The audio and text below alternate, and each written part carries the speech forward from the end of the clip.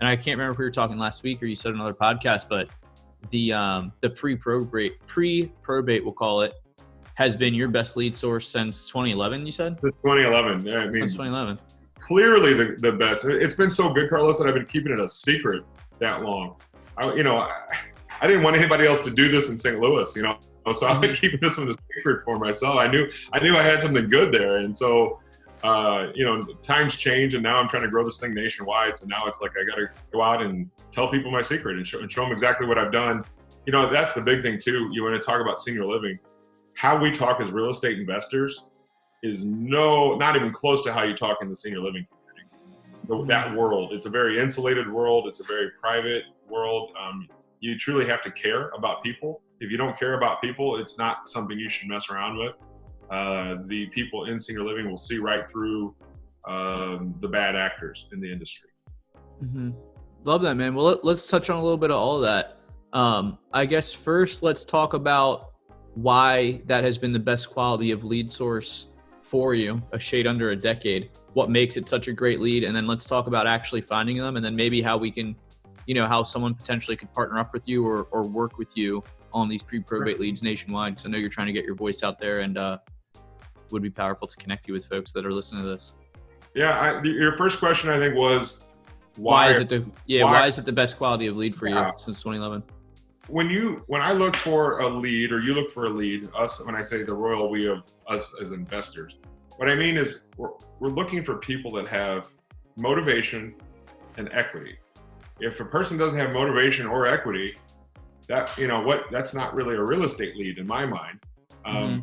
Very rarely do we buy houses from people our age. I know, Carlos, you're younger than me, but you know what I mean? Like, under 60-ish, let's say. I'm 42, you're much younger than me. And so we don't normally buy houses from people our age, unless on the rare occasion we do, but most of the time, we're as investors, we're trying to look for houses where we can add value. And those houses are normally houses that somebody's lived in for a long time that they didn't do the updates on, right? So you've got this perfect storm of, it's not about, I hate to say it's not about the money, because it will come down to the money, but in that moment when you're moving mom into senior living and you find out that her cost of living just went up exponentially, because you're not going to take her to the dumpy place in town, you're going to take her to the nice senior living community, right? There's this guilt involved with taking mom to senior living. So now you got to figure out a way to pay for it, and mom has a pension but not a lot of savings. So always it comes down to the house that she bought in 1973 that's got shag carpet from 1973, these houses that are the ones that we're looking for, the ones that we can add value to. The family in that moment, they're trying to get mom the best care. And so they have to come in from, the average, I think they said the average is adult child lives 400 miles away from mom. Well, if you live 400 miles away from mom, are you going to do a good rehab of that house? Yeah, definitely not.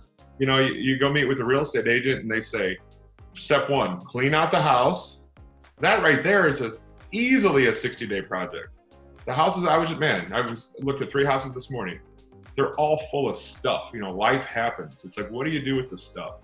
So even the stuff could be a non-starter. People are like, I'm never going to get this house retail ready because there's so much work to do on the front end, and I don't even live in this town, right? So I come in as this guy who's going to make a reasonable offer. I want to do what I say, help them with the stuff, help, almost be like a quarterback to unlock this puzzle that they're dealing with as a family. And Carlos, you see the weight get lifted off the family's shoulders. When you do this right, you can really help people and find really good houses to buy. I mean, I take a lot of pride in what I do, and I feel like even if I get a lead from senior living, even if I can't help that person buy it, if they're going to say no to my offer, that's fine. But I'm going to give them so much value, because so often these adult children tell me I was not prepared for any of this. There's no manual or book you can take on how to help mom through the senior living process, and so it's one of those things where, right now, my mission, if I could just say exactly what my mission is to find the right investors nationwide to work with on these leads, because I truly care about the people side of it. If you don't care about the people side, it's going to be a hard road. 100%. I mean, I think that also rings true, not just with the probate leads, but probate also, just when a family member's passed. You know, we're kind of in a unprecedented time right now with everything going on nationwide. So I mean, I think that's a foundational thing, guys. I think that most people listening to this show definitely put people first and try to find fulfillment from their real estate investing careers, and try to start with that as a foundation versus, you know, people looking financially. But yeah, Philip, I couldn't agree with that more.